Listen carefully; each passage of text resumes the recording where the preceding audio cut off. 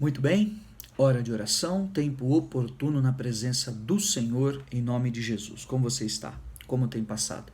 Temos falado sobre aprender com os erros, olhando para a história em alguns itens dos grandes reis de Israel.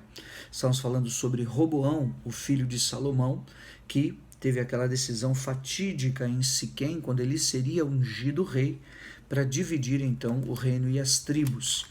E aí foi aclamado um novo rei. O povo mesmo, ele recorre a uma outra pessoa para reinar sobre eles, porque não aceitariam a liderança e o governo então de Roboão. E havia um homem que sobre ele havia uma profecia. Olha que coisa.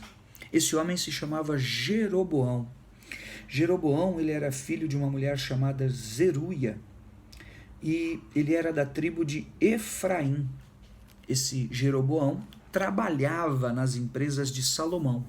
Era um homem muito hábil, muito capaz, um negociador hábil, uma pessoa que Salomão colocou sobre toda a obra que ele estava fazendo, aplainando a cidade de Davi para ali fazer construções e outras obras também. Ele era um homem muito laborioso. Então, diz o versículo 28, 1 Reis capítulo 11, Salomão pôs sobre todos os trabalhos na casa de José.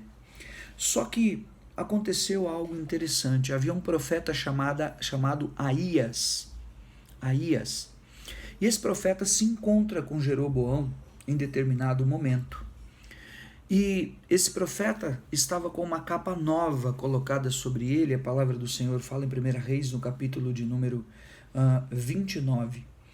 E o Espírito de Deus vem sobre esse profeta chamado Aías e traz sobre ele uma visão e uma revelação sobre este homem chamado Jeroboão. E diz assim: Aías pegou a sua capa nova que tinha sobre si e rasgou-a em 12 pedaços, 12 tribos de Israel. E disse a Jeroboão: toma 10 pedaços, porque assim diz o Senhor, Deus de Israel: eis que rasgarei o reino da mão de Salomão e a ti darei 10 tribos. Veja só, aquele homem Jeroboão, que trabalhava para Salomão e era um homem distinto, capaz e hábil, ele foi alvo de uma profecia da vontade de Deus e da revelação de Deus de que ele reinaria e que Deus entregaria em suas mãos 10 tribos. Depois o texto vai seguir dizendo por quê. Porque Salomão foi servir a Astarô, a Milcom, porque Salomão foi servir a Quemos, que era a abominação de Moabe. As mulheres de Salomão haviam pervertido o seu coração, ele estava fazendo sacrifícios aos ídolos nos altos e queimando incenso a estes demônios e havia abandonado, se desviado dos caminhos do Senhor. Então essa penalidade estava como consequência espiritual desta rebeldia e dessa desconversão de Salomão. E essa situação toda não foi equacionada por Roboão, como eu dizia ontem, que acabou tomando decisões tresloucadas ainda piores do que poderia ter feito, onde ele poderia ter agido para ajuntar o povo. Ele acabou dividindo mais o reino. E essa palavra que estava sobre Roboão, ela ecoou e foi muito longe, a palavra desse profeta, porque era um homem muito respeitado. Salomão então jura de morte a Jeroboão. Jeroboão tem que fugir e Jeroboão vai para o Egito e ali se refugia por muitos anos até a morte de Salomão. E culmina com a morte de Salomão aquela reunião na cidade de Siquém, onde Roboão seria colocado como rei. Avisam a Jeroboão no Egito e Jeroboão sobe também, com muitas pessoas de influência das tribos de Israel a Siquém, nesse momento com, então, Roboão. E ali acontece essa divisão, porque Roboão, ele diz que vai colocar pesos ainda maiores, cargas ainda maiores sobre o povo. Eles não aceitam e lá estava o Jeroboão, que sobre ele já havia uma palavra e uma determinação do Senhor. Agora escute bem, qual era a palavra de Deus e a revelação de Deus para Jeroboão. Jeroboão, se ouvires tudo o que o Senhor te ordenar, e andares nos caminhos do Senhor, e fizeres o que é reto perante o Senhor, guardando os mandamentos e estatutos do Senhor, 1 Reis 11, 38, como Davi fez, Eu serei contigo, diz o Senhor, e te edificarei casa estável. Casa estável.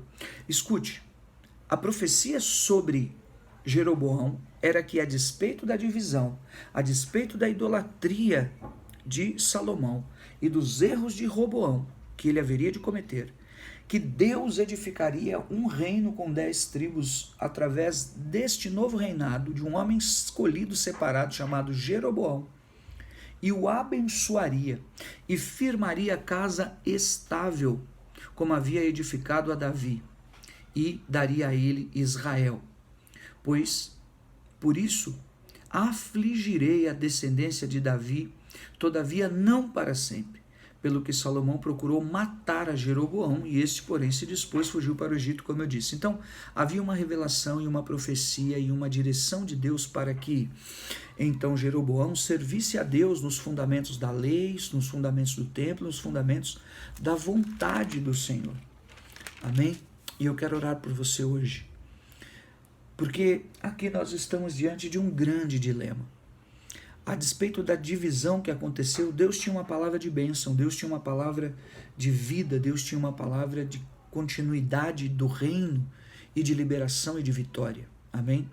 Mas você vai ver na continuidade dessa mensagem o que esse Jeroboão acabou fazendo. Foi possuído por ciúmes, criou intrigas e terminou possuído pela idolatria.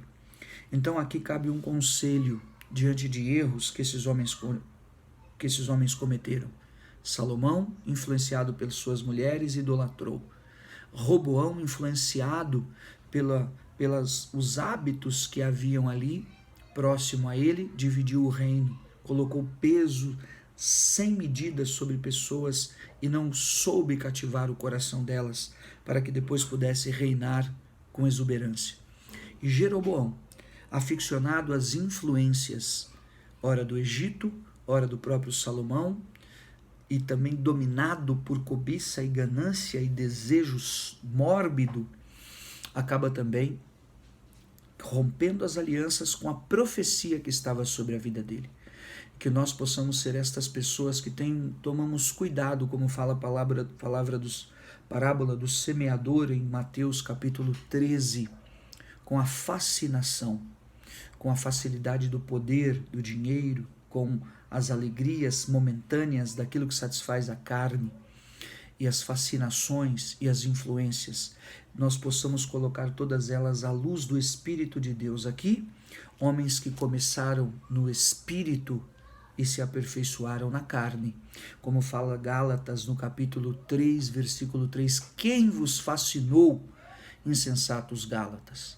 E que Deus tenha misericórdia das nossas vidas, sejamos instrumentos de bênção, e tão alto, ou tão grande, ou tão longe quanto Deus possa te levar ou a mim, nós possamos ser os servos humildes que estão curvados e prostrados à presença do Senhor. Que Deus te dê graça para você enriquecer e ter muitas coisas e dar o melhor para a sua família, mas nunca se esquecer do Senhor, da sua vontade e da obra que Ele tem a realizar em nome de Jesus. Se você se perdeu em alguns desses detalhes, ouça essa mensagem de 1 ou 2 dias atrás, você vai ver o contexto como um todo, que eu vou continuar amanhã falando sobre Jeroboão. Pai de amor, uma vez mais eu quero me dirigir à Tua presença, consagrando as nossas vidas e a casa de cada servo, de cada serva Tua. Nós não sejamos lares divididos e casas divididas, remando contra a maré, mas sejamos aqueles, Senhor, que recebem a Tua palavra, que ouviram a Tua voz, que buscaram conselho do Senhor e não abriram mão de maneira alguma de Sua herança e de Sua promessa. Confirma, eu te peço, meu Deus, em nós a visão celestial, a vontade que o Senhor tem, o Teu propósito. Livra das armadilhas que Jeroboão foi acometido, livra dos males e das influências que dominaram o seu ser e o seu interior e o seu coração. Em dias onde a lei de Deus, a palavra de Deus estava distante deles, o templo estava distante deles, dá-nos graça para que nós, Senhor, estejamos próximos de Ti, próximos da Tua palavra, próximos do Senhor Jesus, da Sua cruz e do Seu sangue. Perdoa pecados, invade e irriga o nosso caminho, o nosso coração, com os elementos do reino, Senhor, com a vontade do reino, em nome de Jesus.